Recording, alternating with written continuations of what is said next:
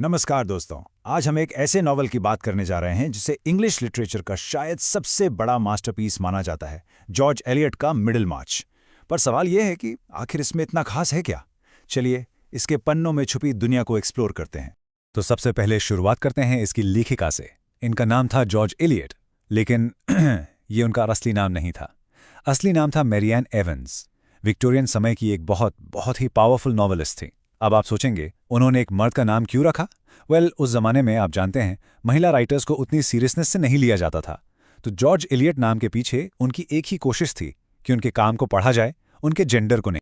ये नॉवल आप देखिए, शुरू ही एक कमाल के सवाल से होता है। सवाल ये है कि सोचिए, एक सेंट थेरेसा जैसी महान औरत जिसके सपने आसमान छूने वाले हैं, अगर वो एक ऐसी छोटी साधारण सी दुनिया में पैदा हो जहां कोई महान काम, कोई एपिक लाइफ है ही नहीं, तो क्या होगा? बस यही एक सवाल इस पूरे नॉवल की जान है, और हमारी मेन कैरेक्टर डोरोथिया ब्रुक की पूरी कहानी इसी सवाल के गिर्द घूमती है। तो आज इस पूरे नॉवल को हम इन 6 हिस्सों में बांटकर समझेंगे। हम शुरू करेंगे मिडिल मार्च की दुनिया से, और फिर कैरेक्टर्स, उनके रिश्तों से होते हुए इसके आखिरी और सबसे इंपॉर्टेंट मैसेज तक पहुंचेंगे। ऑलराइट, तो चलिए सीधे चलते हैं अपने पहले सेक्शन पर, एलियट्स वर्ल्ड। आखिर ये मिडिल मार्च है क्या चीज? ये कैसी जगह है और इसकी दुनिया में क्या चल रहा है? Let's find out. ओके, तो कुछ जरूरी बात है। ये नॉवल सेट है 1830s के इंग्लैंड में।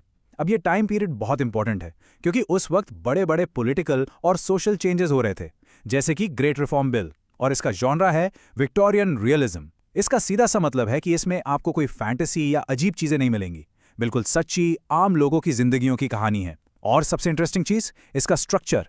इसे वेब ऑफ सोशल रिलेशंस कहा जाता है, मतलब एक जाल जैसा। हर कैरेक्टर की जिंदगी एक दूसरे से ऐसे जुड़ी है कि एक की गलती का असर सब पर पड़ता है। तो चलिए अब इस सोशल वेब के अंदर चलते हैं और इसके मेन कैरेक्टर से मिलते हैं। ये वो लोग हैं जिनकी कहानियां आपस में बुरी तरह उलझी हुई हैं। देखिए, इस नॉवल की एक खास बात यह है कि इसमें कोई एक हीरो या हीरोइन नहीं है।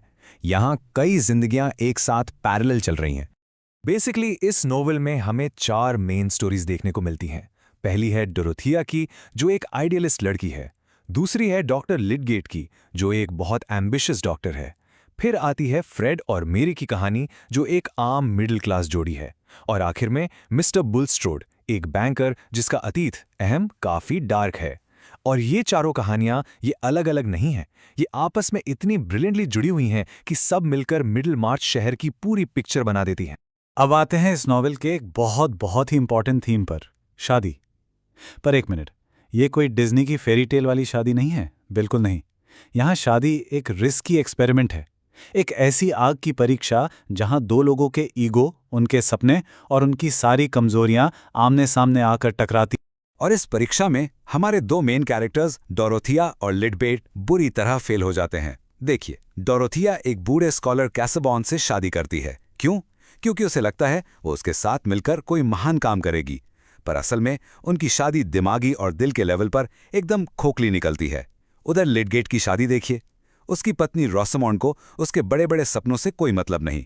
उसे तो बस पैसा, स्टेटस और लग्जरी चाहिए, और इसी चक्कर में लिडगेट की पूरी जिंदगी बर्बाद हो जाती है। ओके, शादी के बाद अब आते हैं एक और अहम मुद्दे पर, एम्बिशन वर्सेस रियलिटी, यानी आपका वोकेशन। वोकेशन का मतलब है आपका काम, आपका प्रोफेशन, आपकी जिंदगी का मकसद। और इस नॉवेल में हर कैरेक्टर की पहचान कहीं ना कहीं उसके काम से ही जुड़ी है।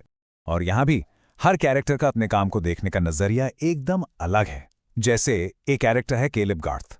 उसके लिए ईमानदारी से किया गया काम ही सब कुछ है, एक तरह की पूजा है। फिर है कसौबन, जिसका सारी जिंदगी का काम बिल्कुल बेकार, बेजान और रियलिटी से कोसों दूर है।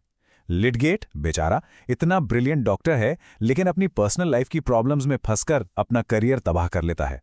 और डोरोथिया एक इतनी इंटेलिजेंट औरत होने के बावजूद उस वक्त का समाज उसे कोई ढंग का काम करने का मौका ही नहीं देता। अब हम इस नॉवल के सबसे डीप फिलॉसफिकल आइडियाज में से एक पर आते हैं।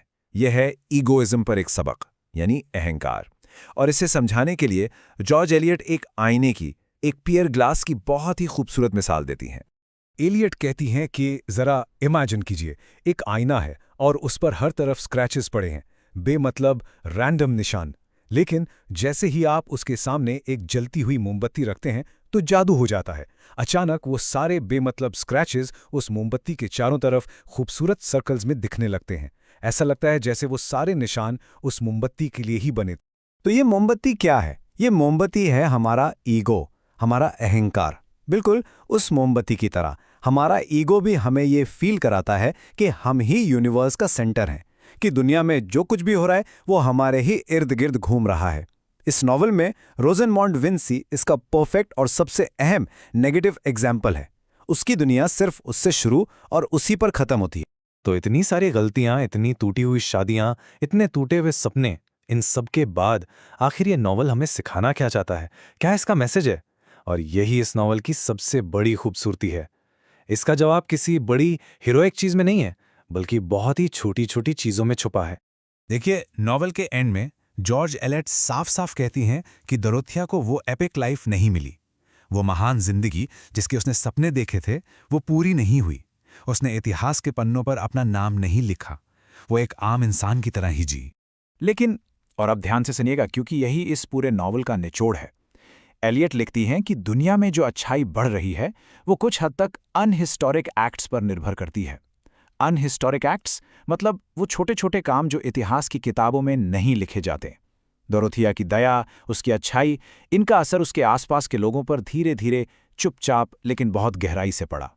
शायद उसने दुनिया नहीं बदली, पर उसने अपने इर्द गिर्द की छोटी सी दुनिया को थोड़ा बेहतर जरूर बना। तो आखिर में ये नॉवल हम सब से एक सवाल पूछता है। हम सब शायद इतिहास ना बदल पाएं, पर आपके और मेरे वो अनहिस्टोरिक एक्ट्स क्या होंगे? वो कौन से छोटे छोटे काम हैं जिससे हम अपने आसपास की दुनिया को थोड़ा सा, बस थोड़ा सा बेहतर बना सकते हैं? इस पर सोचना जरूरी है। ऐसे ही और क्लासिक लिटरेचर के डीप एनालिसिस को समझने के लिए सब्सक्राइब करना ना भूलें। बहुत बहुत धन्यवाद।